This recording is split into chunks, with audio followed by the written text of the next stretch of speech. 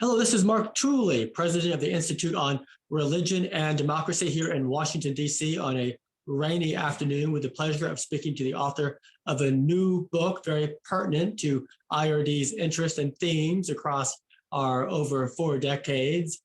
Let me make sure I say the title correctly. Before the Religious Right, Liberal Protestants, Human Rights, and the Polarization of the United States by author Gene Zubovich, who was going to give us about 20 minutes of his time to review his book. So Gene, thank you so much for joining us, and tell us why you wrote this book and what are its major themes.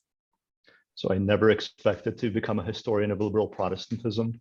I am not a member of this community, and I happened upon this project through a book I read by a Congregationalist minister written in the 1940s. It was one of the most critical takes on American racism written by any white person prior to the 1960s. And so through that book, I came upon, a vibrant intellectual and political world of liberal Protestantism. It was also a deeply flawed world. And so the more I looked into it, the more interested I became in trying to understand this community. It was a group of folks that constituted somewhere between a quarter to a third of the US population. And so I decided to write about the history of liberal Protestantism from about World War I until the 1960s, at a time before the Religious Right, at a time before, the politics became the way it is today, right? Sort of dominated by the Religious Right. So it was really a sense of curiosity that drove me to this subject. And as you know, most Americans are very familiar with the Religious Right of the last 40 years. Probably very few are familiar with the political witness of more liberal Christianity, which, as your book outlines in careful detail, dates back to the early 20th century. To my mind, it dates back to the social creed adopted by the Methodists and the Federal Council of Churches in 1908, but obviously accelerated later. But tell us a little bit more about that history. I think that's exactly right. So one of the book itself has 3 overarching arguments. One is that in order to understand political liberalism in the United States, you have to understand religious liberalism and liberal Protestantism. So in my mind, essentially the history of religious liberalism and political liberalism parallel one another. So both begin in the progressive era. They transform quite a bit in the 1930s. Liberal politics and religious liberalism consolidates in the World War II era of the 1940s, enjoys a peak from World War II into the 1960s, and then rapidly collapses in the 1970s. And so I think you're right to kind of date the genesis moment in the progressive era, but also to recognize that this is a movement that transformed quite a bit over time. So that's the first big argument of the book. The second argument of the book is that liberal Protestant international engagement, which was rooted in the ecumenical movement, was central to religious politics of this era. So we tend to think of the mid-20th century as a time of shall we say, American exceptionalism, especially after World War II. But the ecumenical movement, even long after World War II, continued to be a site for Americans to engage with the rest of the world in ways that weren't just about exporting American values. And so that's the second big argument of the book, is that in order to understand liberal political history of the United States, you also need to understand the global political engagement of liberal Protestantism, in particular, the ecumenical movement. And the third big argument that my book makes is that in the political mobilization of American liberal Protestants in the mid-20th century on issues like racism, economic policy, and US foreign relations, and the fights over these issues, you could see something like the emergence of recognizably liberal and conservative camps in the way that we would understand these terms today, as well as an opening for the rise of the religious right.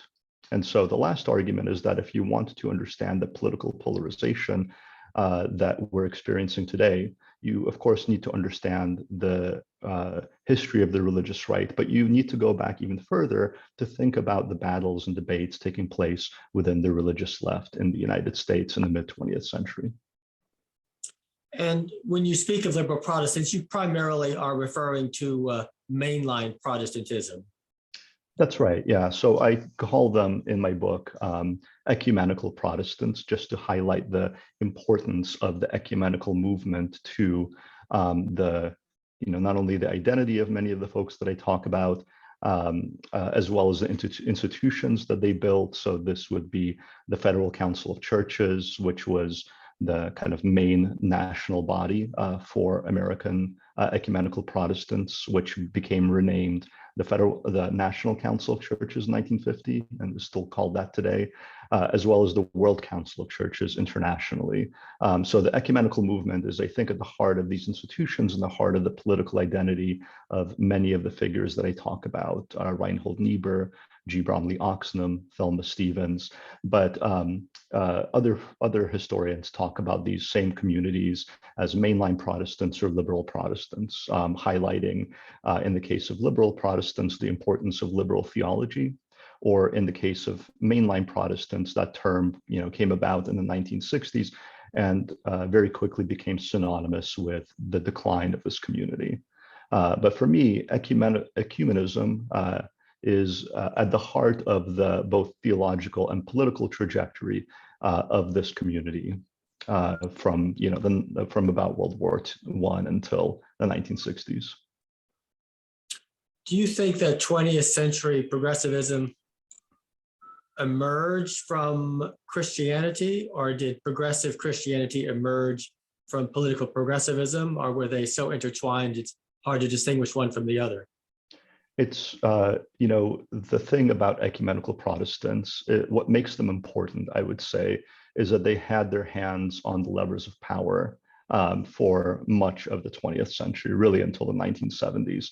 And so, their importance is rooted partly in the fact that they, represented a good chunk of the US population. But really, politically, it's the fact that they had the ears of presidents, members of Congress, Supreme Court justices. If you were in charge of anything big in the United States prior to the 1960s, if you were the US president, a Supreme Court justice, a head of a major corporation, a university president, odds are you came from one of the 30 or so denominations associated with the Federal Council of Churches, and more likely one of the quote unquote seven sisters of American Protestantism. You were Episcopalian, a United Methodist, a Northern Presbyterian, a Congregationalist, and so on. And so I think that as a community that was interested in politics, which is what I primarily write about, the history of the religious elites from this community is so intertwined with the political elite that it's hard to kind of make a causal claim about, it's kind of like a chicken and egg question about, did the social gospel give rise to progressivism, or did progressivism give rise to the social gospel? I mean, I think the two things intertwined. They were never entirely identical. So there are ways in which the history of liberal Protestantism mirrors the history of political liberalism, but they never quite merge. I do think they are distinct entities, but the kind of being specific about which one is the cause and which one is the effect, I mean, I would say it's a little of both. I would say they're intertwined.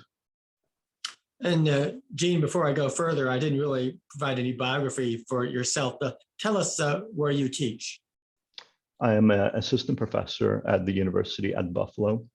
I teach US and the world, as well as the history of human rights and the history of religion. And correct me if I'm wrong, but you don't come necessarily from a religious background yourself, but you were impressed by the influence of religion on the 20th century in American politics. That's right. So I came to the United States as a young kid. I was a Jewish refugee from the Soviet Union, what is present-day Belarus. And so I think for that reason, because of my personal biography, I was always interested in issues of religious liberty, I was interested in the history of human rights. But the history of American Protestantism was something that was new to me, but which I recognized at a young age was very important.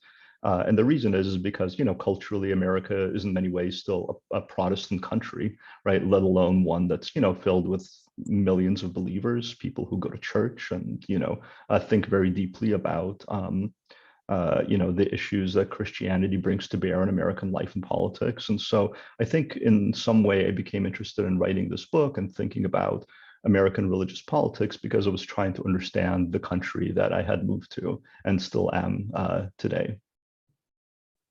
And is it accurate to say, do you think, that the political witness of mainline Protestantism or progressive Protestantism in the 20th century was much more the fruit and the labors of the leadership of those denominations and their ecumenical councils than at the local church or the populist level? I think that's exactly right. So historians and sociologists and political scientists often talk about the clergy-laity gap in values.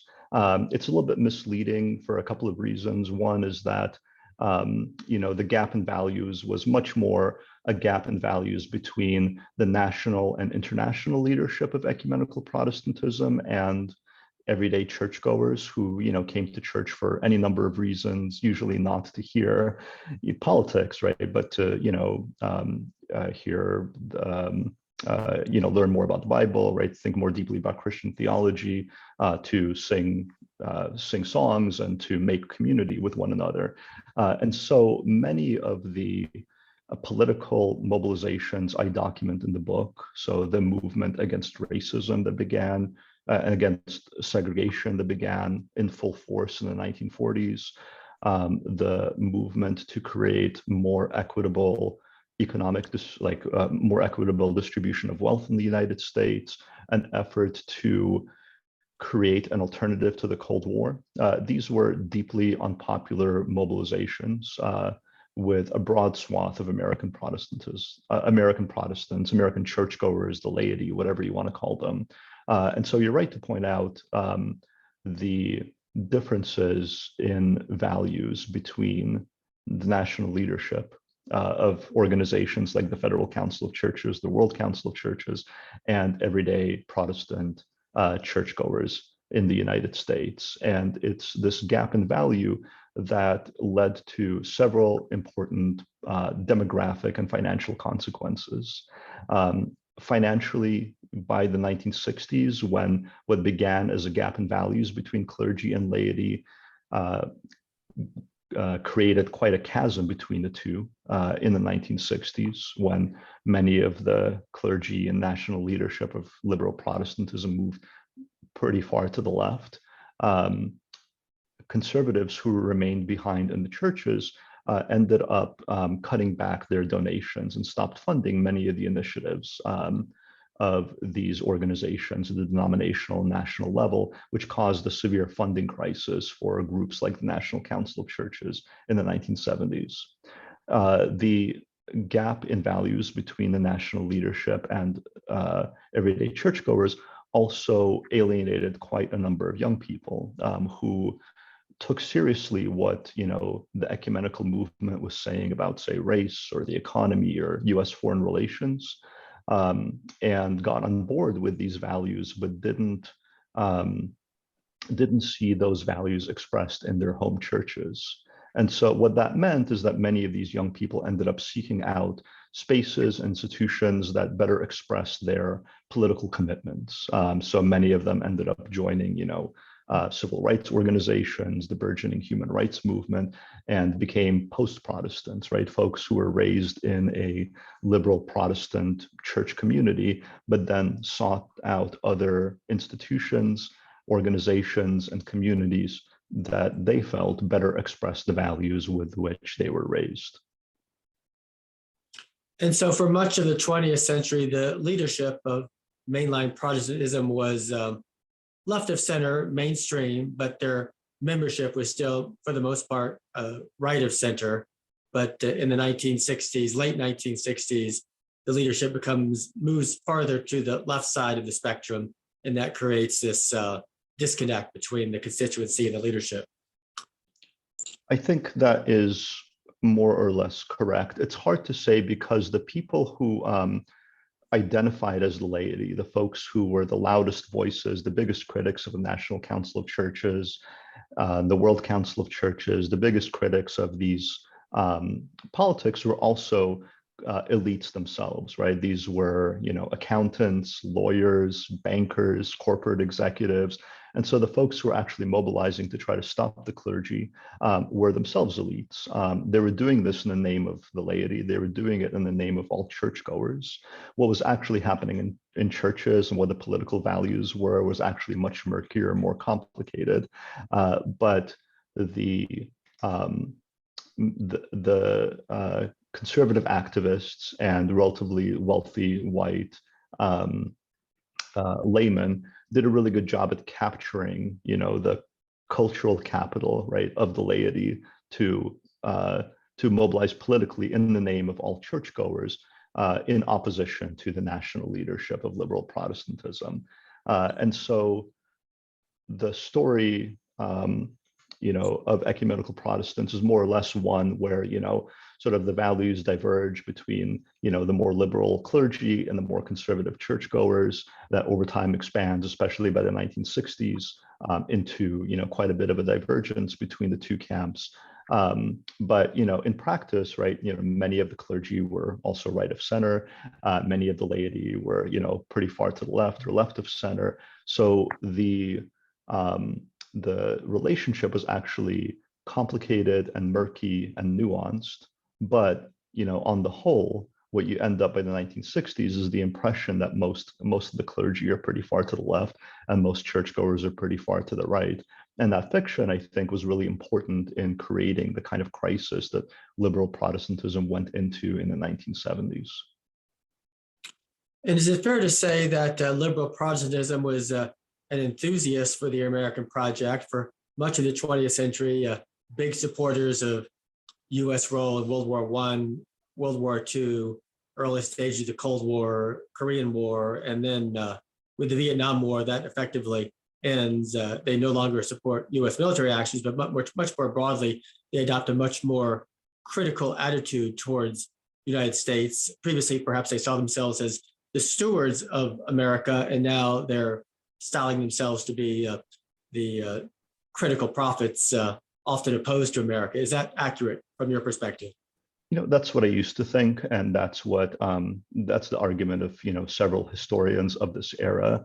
My book makes a slightly different case that with World War I, they were, as you point out, they were quite enthusiastic about the American project, right? The Wilsonian internationalism. By the 1920s and 1930s, there's quite a large movement for of American pacifism, as well as the ecumenical movement. So I think if we focus on figures like Reinhold Niebuhr as kind of like the mainstays of mid-century liberal Protestantism, I think that the story, yes, is one, of support for, the American project until the 1960s when they kind of move sharply to the left.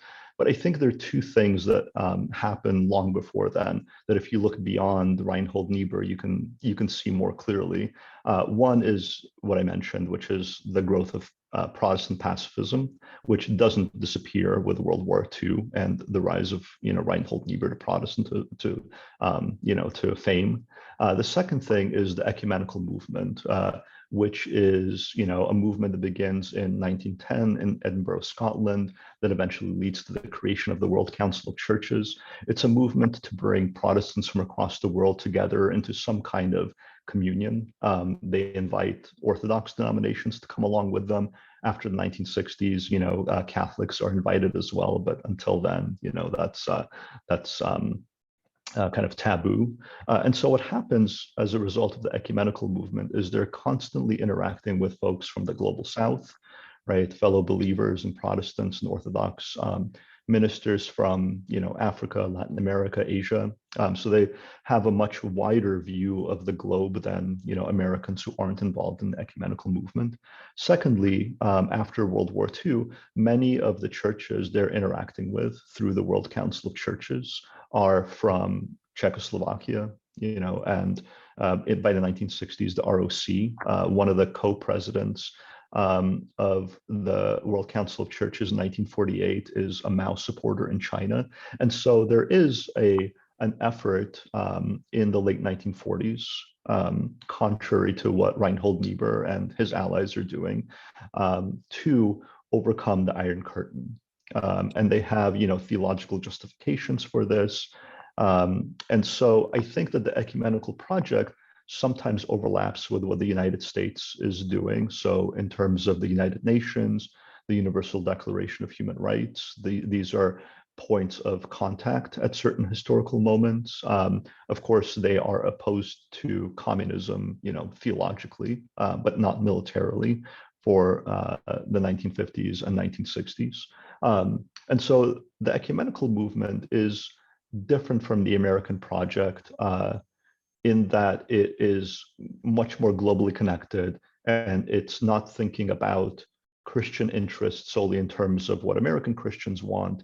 It's forced to, it forces Americans involved in the ecumenical movement to think more broadly about, how to relate to Christians in other parts of the world in non-state ways, in ways that don't necessarily take into account what the American state is trying to do.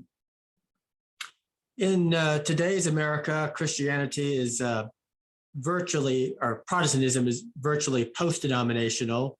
American churchgoers just less and less identify with these Protestant traditions. If they go to a denominational church, they may not even realize the affiliation. That obviously has a political and social impact. So readers of your book, how do they connect the themes of your book to what's relevant today? In terms of post-denominationalism? Well, yes, in terms of understanding how we got to where we are today, in terms of how Christians operate in public life. The conservative religious voices are dominant, progressives much less so, but progressives just don't have the institutional structures that they would have had 50 and 60 years ago. Yeah, so one of the products of the ecumenical movement is to bring together denominations across theological lines, right, to create what their enemies feared was some kind of a super church. And there was quite a bit of enthusiasm in the mid 20th century about finding common ground among people, both domestically, right, in terms of Congregationalists and Reformed churches maybe merging to create the United Church of Christ, the Methodists unifying.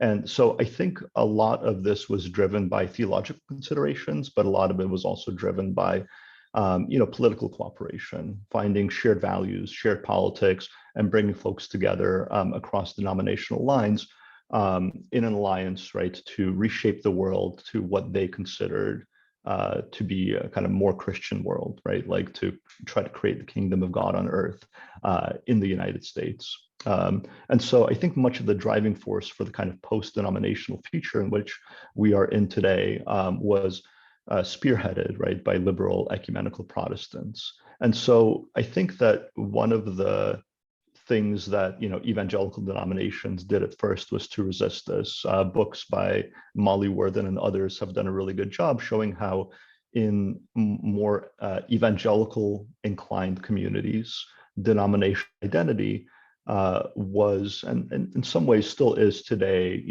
a real important marker of identity. This is something that folks were committed to all the way through the 1970s.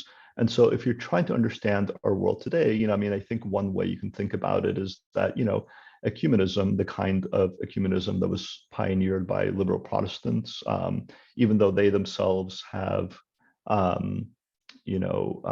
kind of receded from the public sphere in certain ways, the kind of post-denominationalism they had pioneered and advocated can be seen all throughout, right, Christianity, except for the Catholic Church and some Orthodox communities. That among American Protestants today, right, the kind of post-denominational future that ecumenical Protestants envisioned in the early 20th century is in some small ways, coming to pass across the theological spectrum. And can we deduce from the title of your book that what happened to the mainline Protestant world foreshadowed or helped to implement the polarization of today? That's right. Yeah. So one of the arguments in the book is that um, the in the fights within ecumenical Protestantism, we could see the emergence of recognizably liberal and conservative camps, the kinds of religious alliances, the politics, the attitudes towards the Constitution, that we could see these forming and bubbling up, all through the mid 20th century, and to emerge sort of in full force in the 1960s and 1970s, so that even before the rise of the Christian right, we could see recognizably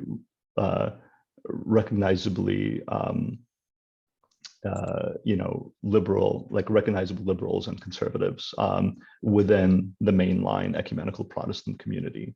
So that's one of the arguments. The second argument is that it is partly through the kind of divisive, polarizing debates about race, the economy, and American foreign relations that liberal ecumenical Protestantism loses much of its clout in American politics and American public life. That the embrace of anti-racism, the drive to diminish income inequality, the desire to create an alternative framework to the Cold War, because all these things are deeply unpopular, these are divisive issues, it leads to the loss of cultural capital among ecumenical Protestantism, and it creates a kind of vacuum in the public sphere that then evangelicals are really good at seizing in the 1970s. Gene Zubovich, author of Before the Religious Right, Liberal Protestants, Human Rights, and the Polarization of the United States. Thank you very much for an insightful conversation. Do you have a copy of your book within reach? I'm afraid I don't. Well, I could have forewarned you, but encourage our listeners to check it out. And Gene, thank you so much. Mark, it was a pleasure.